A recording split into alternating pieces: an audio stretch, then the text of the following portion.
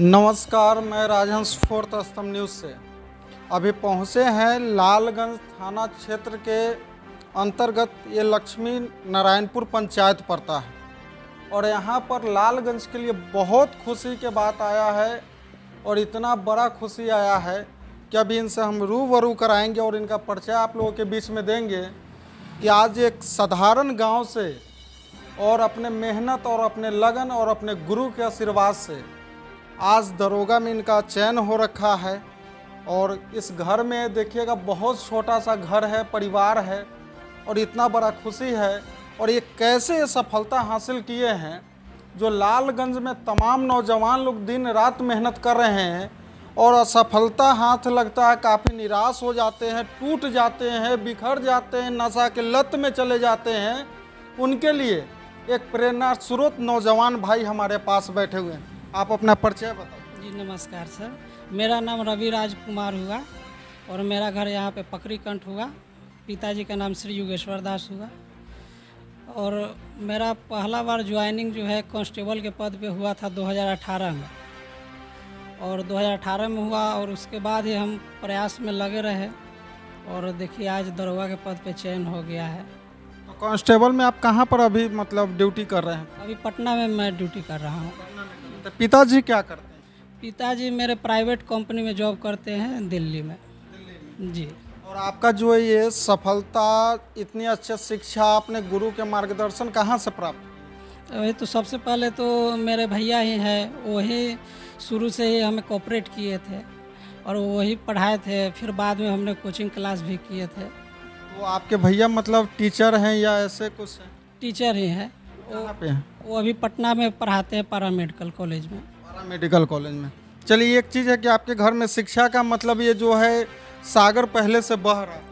हाँ, चूँकि पहले से तो नहीं है, नए पीढ़ी की ही शुरुआत हुई है हमारे भैया से ही, चूँकि हमारे माता पिता तो पढ़े लिखे हैं नहीं। एक चीज़ बहुत ही गंभीर बात आप लोगों के बीच में करना चाहेंगे। जो पकड़ी कंठ गांव है ये लालगंज के लिए बहुत फेमस गांव है और यहाँ से नौजवान निकले हैं। तो पकड़ी कंठ के जितने भी लोग देखेंगे, मैं इस चीज़ों को आप लोगों के डबल मीनिंग में कहेंगे कि ये गांव से, पकड़ी कंठ गांव से आप इतने मतलब इस गांव में एक अलग युवा कैसे साबित हो गए? इसका तो कुछ मूल मंत्र आपके पास होगा। हाँ जी बिल्कुल, ये सबसे बड़ी मूल मंत्र है, ये हमारे गरीबी ही है। चूँकि हम बहुत ही साधारण फैमिली से थे और बहुत ही गरीब थे, चूँकि पढ़ने के लिए भी उतना पैसा नहीं हुआ करता था एक समय में। फिर भी हमारे पिताजी और मम्मी हमें पढ़ाए और भैया हमारे सबसे बड़े कोऑपरेट किए, वही ट्यूशन करा के पढ़ा कर और हमें पढ़ाए। अच्छा, एक चीज़ और, आप कुछ नौजवान के लिए एक ऐसा चीज़ बताइए कि जो जाते हैं ये सब चीज़ों के लिए बहाली में फेल हो जाते हैं, निराश होते हैं, टूटते हैं। आप तो ये काफ़ी देखे होंगे क्योंकि आप संख्या बल में गए होंगे। उसमें से कुछ लोग आप लोग कांस्टेबल में भी चुनाए हैं, आज दरोगा में भी चुनाए हैं। तो जो लोग पिछड़ जाते हैं, छूट जाते हैं, उनके लिए तो कुछ आप हट के किए हैं तभी आज यहाँ पर आए। तो उनके लिए वो चीज़ बता दीजिए कि उनसे वो चूक ना हो।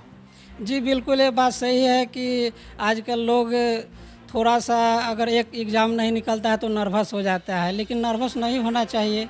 हमेशा प्रयास करते रहना चाहिए सही दिशा में। अगर सही दिशा और डायरेक्शन होगा तो सफलता ज़रूर मिलेगी। और अपने बड़ों लोगों को जो है घर का फैमिली, उनका बात मानना चाहिए इस पर। ये सबसे बड़ी बात है मेरे। ये नहीं है कि बॉडी सॉडी बन जाए तो उसके बाद आप एकदम ताकतवर शो होने लगे ना। ये बिल्कुल नहीं, बॉडी सॉडी होने से कोई ताकतवर नहीं होता है। सबसे बड़ी बात है आज के समय में अगर जो शिक्षा है, शिक्षा ही सबसे बड़ी ताकत है। अगर शिक्षा है तो शिक्षा के माध्यम से हम कुछ भी हासिल कर सकते हैं। अच्छा, लालगंज में आप पहला पढ़ाई जो शिक्षक गुरु थे वो कौन थे आप? ऐसे तो मेरे भैया ही थे, प्रारंभिक शिक्षा वही 8-9 तक हमें पढ़ाए। 9th के बाद हमने क्लास ज्वाइन किए थे रमन सर के यहाँ 9th तक। क्योंकि आपको बता दें, आज जो हम पत्रकारिता कर रहे हैं ये हमारे भी गुरु है रमन सर। और रमन सर एक ऐसे गुरु है कि उनके हज़ारों ऐसे स्टूडेंट हैं जो सफलता हासिल कर रहे हैं, क्योंकि उनके पढ़ाने का तरीका, गरीब स्टूडेंट के जो मदद करने का तरीका है, चाहे उनका जो एक अलग ही लालगंज में छवि है। तो बहुत ही अच्छे है कि इन्होंने जहाँ भी देखे तो पहला गुरु घर से निकाले इन्होंने। सेकेंड गुरु जो लालगंज बाज़ार में जाने के बाद अक्सर ग्रुपिंग में लड़के लोग बहकते हैं, बिगड़ते हैं, वहाँ पर भी ये सही जगह प्लेटफॉर्म पर गए। और सबसे बड़ी चीज़ था कि इनके अंदर आत्मा और अपने शरीर के ताकत झकझोर के रख दिए थे कि इस घर पर आज से कुछ दिन पहले हम एक बिजली विभाग में काम करते थे और इस घर पर आए थे। 3-4 फरीक का घर है और इस घर में हम आए थे। उस समय घर में कुछ भी नहीं हुआ था और अपने मेहनत लगन से इन्होंने बहुत अच्छे तरीके से, अभी एक छोटा सा जगह है, कैमरे में वो दिखा नहीं सकते क्योंकि अगर लोग दिखाने पर कहता है कि दिखावा करता है, बाकी काफ़ी कम जगह में घर है इन्होंने किए हैं। और लालगंज के लिए इन्होंने जो दिए हैं, तो इनसे हम यही कहेंगे कि देखिए, जिस पद पर गए हैं आप, नौजवान हैं, युवा ही देश का राजनीतिक भविष्य बदलता है। और आपसे उम्मीद करेंगे कि इस पद का गरिमा पर जो लोग बैठते हैं ना, काफ़ी एकदम हो जाते हैं मनबरहु टाइप के। कहीं भी जाइए तो गरीबों की आवाज़ वो लोग सही से नहीं सुनते हैं, उनको फटकार लगाते हैं। आप किस समाज से, एक चीज़ बताइए, इस पर हम आपको कुछ बताना चाहेंगे। हम तो बहुत ही निचले तबके से आते हैं और ये हमारे लिए बहुत बड़ी बात है कि इतने निचले स्तर से उठे हैं। तो ये बिल्कुल सही रहेगा कि जो भी जहाँ पर भी हमारे पोस्टिंग होगा तो जो अन्याय होगा उसके खिलाफ तो मैं बिल्कुल कार्रवाई करूँगा। क्योंकि बहुत जगह पर ये जब जाइएगा ना थाना पर, तो लोग बोलते हैं कि हम गरीब हैं, हम इस समाज के हैं, हम उस समाज के हैं, नहीं सुनता। बाकी हम पूछते हैं कि इस पद पर कोई ना कोई तो किसी न किसी समाज का बेटा ही आता है, फिर क्यों इसी समाज से, गरीबी से उठ के वो आगे जाते हैं और आगे गरीबों के मदद के लिए और उनके बात को 2 मिनट प्यार से सुनने के लिए सक्षम नहीं होते हैं। तो माता जी आप आइए इधर, आइए, इनकी माँ से मिलाना चाहेंगे।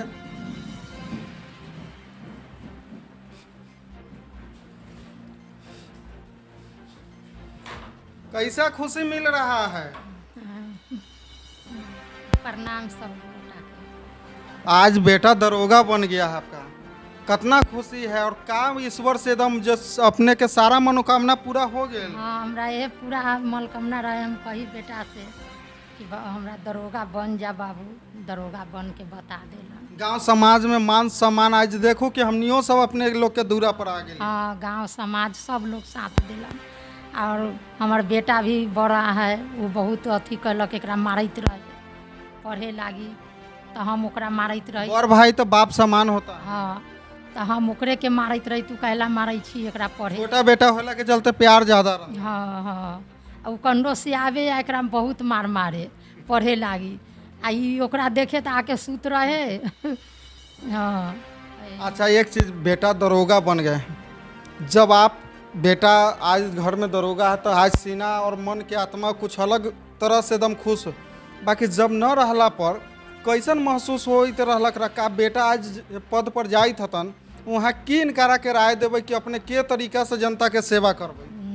हम जनता के कभी सबके सेवा करतथिन, सबके बात सुने। हाँ, बात के सुने। कारण कि देखो पद गरिमा पर लोग रुपया कमाए में रह जाले। हाँ, हम कभी हम रुपया के मुँह न देखली, हम बच्चा के कभी बाहर जाए न दिली कमाए ला।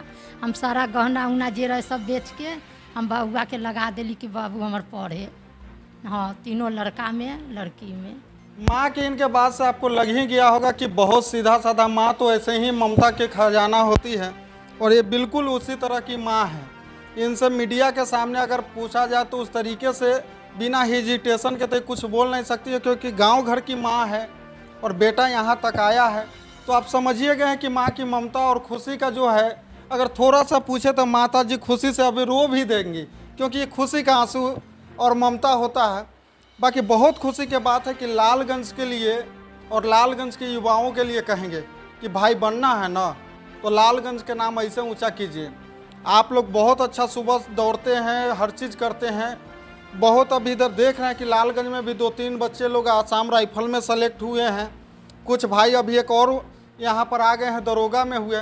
तो मेहनत कीजिए और लालगंज का मान सम्मान ऊँचा कीजिए। लालगंज में इस चीज़ों को बहुत ज़्यादा ज़रूरत है, क्योंकि छपरा ज़िला में यही देखा जाए तो हर घर से चाहिए तो, और गांव में 10-20 ऐसे मिल जाते हैं नौजवान लोग।